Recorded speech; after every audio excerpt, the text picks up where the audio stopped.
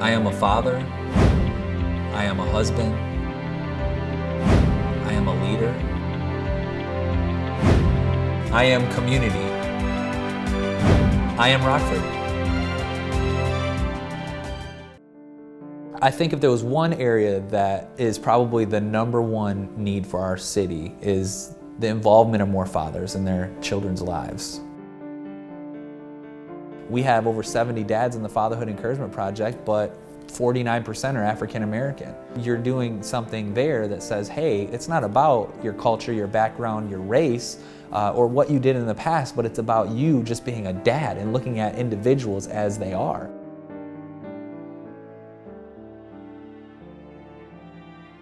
Racism is something that not many people are comfortable talking about. The simple fact that not just African Americans, but Hispanics as well, they have a less percentage of jobs for the same jobs. They have less pay. We're saying to the community that it's acceptable for us to live in a society with African American, with Latino, but as white or Caucasian men and women, that we're okay with making more. This is a problem.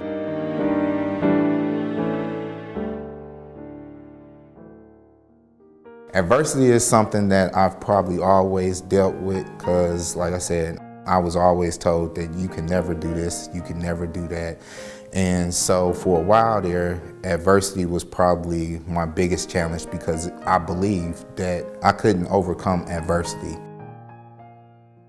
Civility is how we treat each other. I mean, it's as simple as that. It's offering opportunity to get to know one another and to be able to sit at a table and have conversation even when we disagree, and still treat each other with the respect, with honor, and really try to come up with solutions in that conversation that get us to an end point.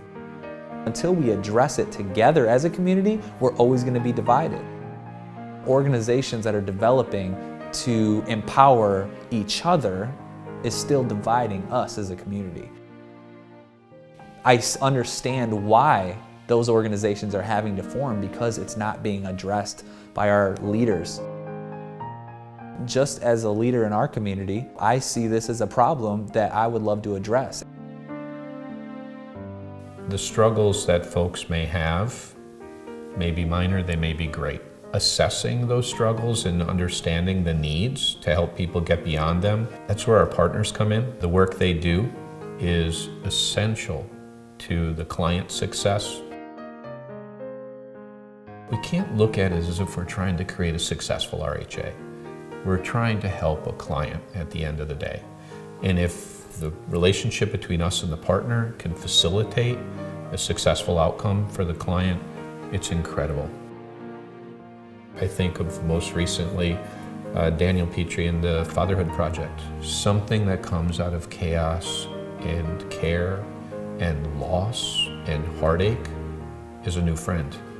And that friend is there helping other fathers recognize the importance of their roles in their kids' lives.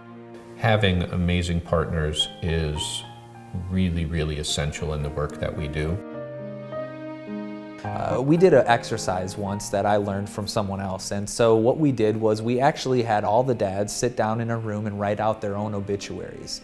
And the thing is that there was a couple of rules. One is that we couldn't focus on the future. So if we hadn't done it, we couldn't fill it into our obituary. This is if we died today, what could you put in your obituary? And I watched fathers cry all across that room because of the things that they didn't get to put in their obituaries.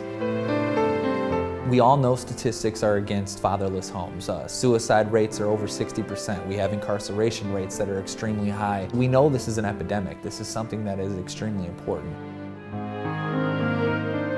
I was that kid that lived quite a few places.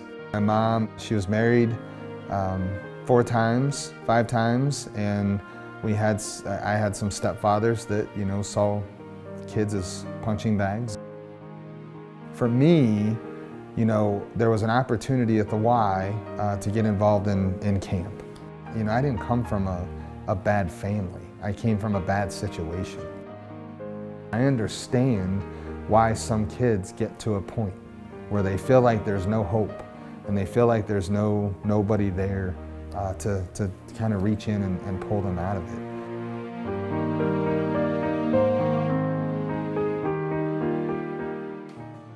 With the Fatherhood Encouragement Project, the ultimate goal is to impact fathers and families all over the world.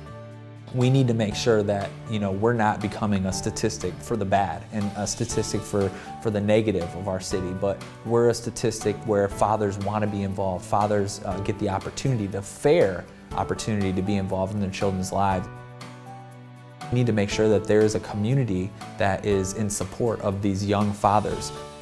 We would love to be able to have chapters in 20 different states. If we can impact a dad or a mom or in a community, now they want to help other people. We believe that that is a goal that is going to be accomplished just through the impact and the testimony that it continues to have in our community. If a father has never seen how to be a father, they can't just learn how to be a father.